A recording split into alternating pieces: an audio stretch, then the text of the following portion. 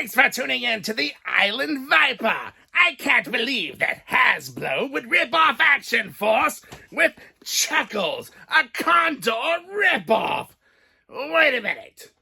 Is Condor a ripoff of Chuckles? Or is Condor a great value, Chuckles? Either way, more G.I. Joe and Hasbro garbage right here now! From SDCC, we have the exclusive Chuckles, Philip Chuckles Provost figure. And he comes in a neat little box here with the flap that opens up. You have these little pieces of tape, these little clear stickers along the edge that peel right off without damaging the paper, mind you. Throw those right in the trash. You open the flap, you have the picture of Chuckles, a tomahawk, what looks like a kind of like Hawaii or something here in the background. He has a lei and his signature Hawaiian shirt. Now they did change up Chuckles just a little bit. I like the fact that they kept the shoulder holster here, very Miami Vice. You have the fatigues and the boots, and this little briefcase over here. This is actually the PulseCon exclusive Crimson Strike Team set, which is a repainted set of Baroness and the Crimson Twins. We'll go over that soon enough. Get a little bit of a storyboard here on the inside, a little bit of a comic strip. Chuckles stealing that briefcase full of gold, and some other goodies that we'll take a look at. But he's fighting battling android troopers and jumping out of windows into a convertible and getting away with the briefcase seen there. Why they wouldn't have just displayed the figure here in this portion is beyond me, but you have to cut a piece of tape and open a flap here at the top, and you have the figure and a foot locker deal. Did I seriously just tear that? I did. Why does that make it so hard to get out? So here we have the figure and the foot locker.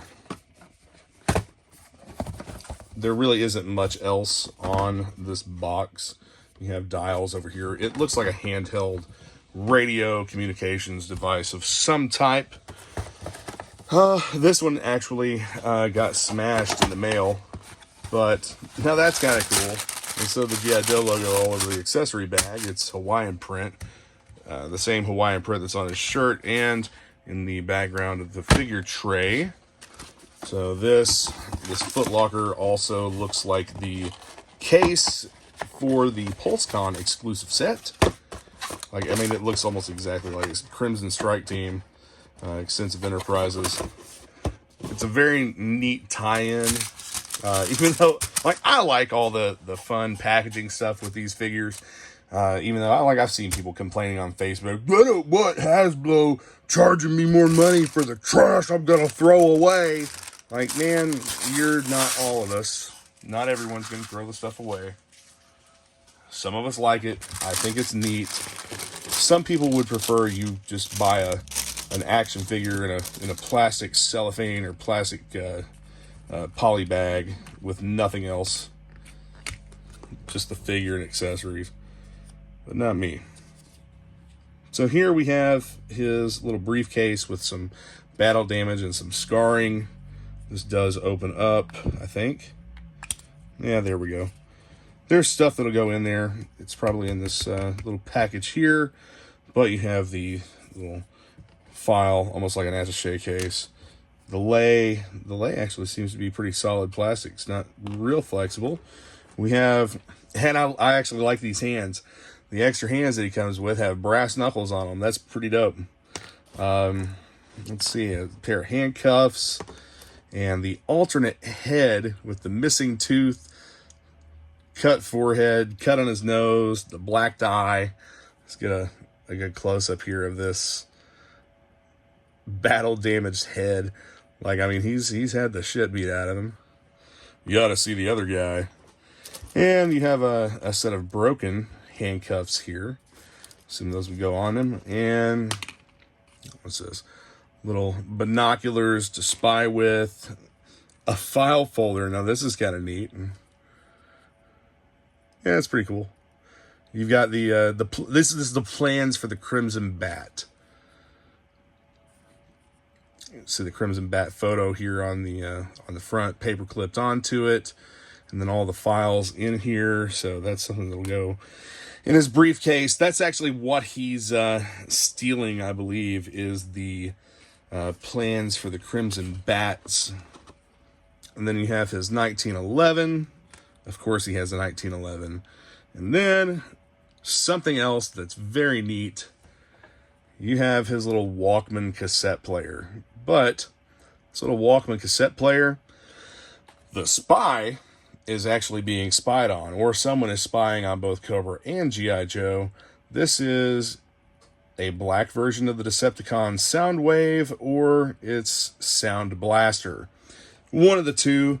They should have molded this in blue to really give reference to Soundwave. Maybe it's Sound Blaster. There's nothing, and I mean nothing, published about that little cassette player.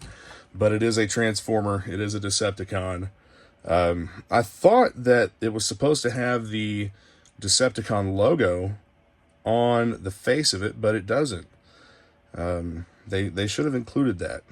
It's not like there would have been any kind of a licensing issue. I mean, both properties belong to Hasbro. I think they can cross over whatever they want to cross over. Again, with the change from paper ties, I wish if they were going to use this packaging, they'd just stick with the paper ties. Also, I wish that they would just stick with one type of packaging. We're getting ready to move on to our third iteration of packaging with the new window boxes. I hope that they'll be the same size as the originals or the same size as the windowless. Don't make us go through like another size of packaging. These things are a pain. I don't like these ties. So he is free. Let's get a good look at this figure. Legs seem all right. No issues. Nice vibrant colors here in the Hawaiian print shirt. And the shoulder holster looks good. It seems to fit well. Here's the wristwatch, which I believe that is a separate piece. That wristwatch will actually come off the figure's hand. I like that. He has his little communications device here on his belt. The belt is a separate piece. Yeah, that leg's a little bit warped. It's not the worst I've seen, but I mean, it's a little bit warped. Let's see how the knees are. Knees are good. The usual double jointed articulation there. Ankles feel good. Everything seems to move just fine out of the box. No seized up or fused joints. Color differentiation in the elbows. You have color differentiation in the left elbow, but not in the right elbow. How weird is that? How hard is it for them to correct this at the factory and mold the same color? Why can't they just mold the same color? I know it's a different type of plastic, but if this elbow matches, why doesn't this one? Come on. Like, quality from China just overall fucking sucks lately. And it's not just G.I. Joes. It's all kinds of stuff. Anything coming out of China is just junk. Overall, G.I. Joe has pretty good quality standards compared to some other items that are coming out of there. But it's like, I mean, I know that China's never been known for or put an emphasis on quality, but they could do better. And you have the drop-down hips. I'm not going to sit here and just complain about quality the whole time, because overall, the figure really is great. I'm probably going to give him one set of brass knuckles and the beat-up face for displaying this figure. Let's see what's in. Stand up, Chuckles.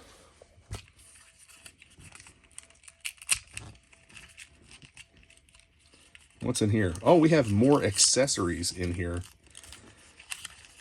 Nah. What do we have? Oh, cool. So headphones for the Soundwave, Sound Blaster Walkman, and some terribly distorted sunglasses. These aren't going on the figure's face. That looks like shit.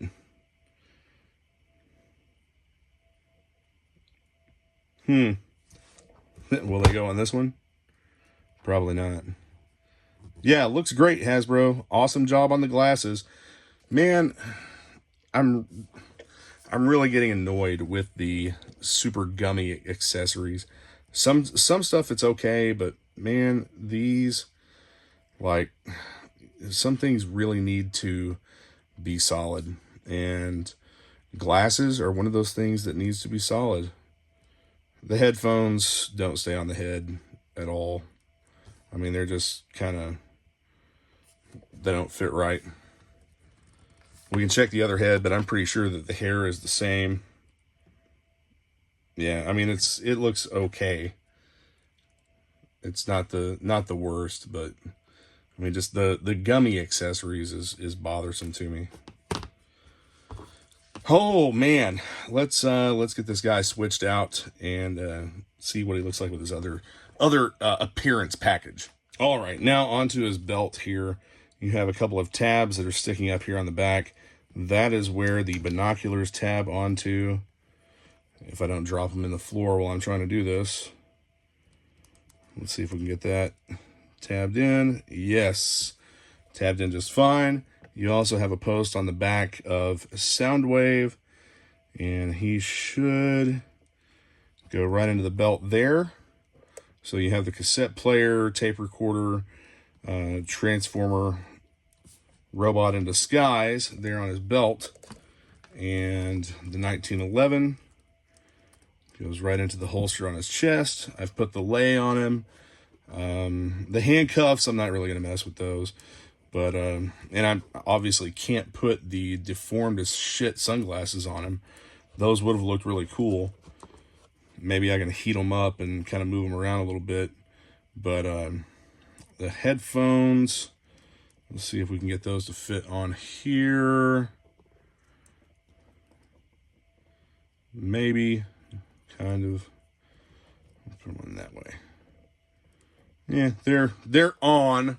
They're not going to stay. You move the figure away from that pose, and those are going to come right off. So you might be able to like use a small touch of double-sided tape or something on the headphones to get them to stay on. Those glasses, though, these are a lost cause unless some heat will help to form those back over. I've got a heat gun around here somewhere. I might try heating these to get them back into shape. But overall, I think the figure looks great. As a matter of fact, in the IDW comic series, Chuckles is the one who killed Cobra Commander. He shot him right in the head. And the original character in the 1980s, I believe his first appearance was in the G.I. Joe animated movie. Guess what I'm missing? I am missing his knife. His knife is nowhere to be found. Is it stuck in the accessory bag? Or did this figure just not come with the knife? Oh, it's in there. I almost threw that away. Got to be careful with those accessory bags. Things do get stuck in them sometimes. Just a regular knife here. The paint app. There we go. Now he's all geared up. As geared up as he's going to get. Brass knuckles, 1911, knife, Decepticon, binoculars, the lei. He's looking pretty good there with his big shiner showing off for everybody. The big shiner and the missing tooth. Anyway, so the file card for the original Chuckles. Chuckles has been undercover for so long that nobody is really sure about who he actually works for. He got his start in hole and corner operations at Southeastern Insurance Group in Fort Lauderdale, where he feels he owes his main allegiance. Chuckles is a man's man, every CID boy's favorite companion, not just because of his jocularity or his perseverance in the field, but because he is so conscientious about keeping up his quote-unquote cover that he'll volunteer for missions that nobody else wants to go on. Chuckles' natural ability is his greatest asset. He can sit around all day with a bunch of cobras, grinning, cracking jokes, and punching shoulders, all the while wearing a miniature transmitter that's being homed in on by the Joe team.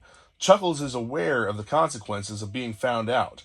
He's also confident of his ability to fight his way out of any situation. So this is a guy that's been undercover so long that he doesn't even know who he is, and nobody knows who he actually works for. So, getting his start at in operations at an insurance group. Undercover for what with an insurance group? I have no idea. But this guy, obviously, there's something wrong up here. So, but if you get a chance to read the IDW comic, it's a really, really good read. And the story of how Chuckles becomes embedded with the Cobra faction. It's well, just read it for yourself. You can download that on Amazon, I believe, and read it on the Kindle app. What I was saying about Action Force releasing their own version of Chuckles, they released an undercover Condor, another Hawaiian print shirt guy. His Hawaiian print shirt is a separate piece. The arms are different. He has a tank top on here. And I don't know. I think these guys would make a good team. They're, they look pretty good there with their Hawaiian print shirts together. But anyway, I'll make a video for Undercover Condor, who is a mail-away exclusive figure, or was a mail-away. So I think that's still the only way that you can get him in the primary market, which will be from Velaverse, is to mail in action points along with, I think it's like $15 for the figure. He doesn't come with very much except for what you see here in a handgun and some extra hands. But like I said, we'll go over him in his own video. Here's how I'm going to display my Chuckles. My Chuckles will be displayed in one of the Clam showcases with the G.I. Joe Classified explosion background here. And he'll go right on the wall with some of the other figures. I am going to keep a boxed figure to put in a protective case and put on the shelf with the rest of my other boxed figures. But I think that he fills out the case well and looks pretty good with that explosion background. Chuckles, to me, is an interesting character. Has been for quite a while, especially since I read the IDW comic. Those are some of the better G.I. Joe comics, in my opinion. I'm still reading through the first Marvel series. Again, some of that's a little bit boring to me. I find the Image and IDW series to be much more exciting and captivating. But that's just my personal opinion. I know that's not everybody else's. So, but there you have it. Here's a good look at Chuckles in the case. Overall, they did a really good job with this figure, I think. Plenty of accessories, plus you have the little nods to different things here and there. References to other characters, references to the Transformers universe, which now is the Energon universe, and there's an entire series of comics coming out with that. I started reading Void Rivals, really dig that when I read the first issue of Transformers, and I think that it's fantastic. The second issue is coming soon, and in December we have Duke #1. Please, please, please, Skybound, tie these comics into the Classified series. Please. We need that media push. We need the media push for numerous reasons, but I hope they tie that stuff in. If they don't, I just don't think it's a good idea. I think that they need to really have something to run alongside the Classified line, because there's a lot of collectors, a lot of new blood getting into G.I. Joe because of the Classified series that have no idea who any of these characters are.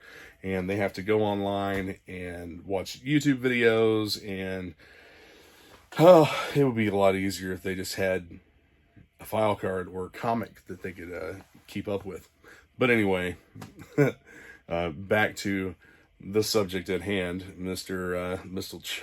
Provost here.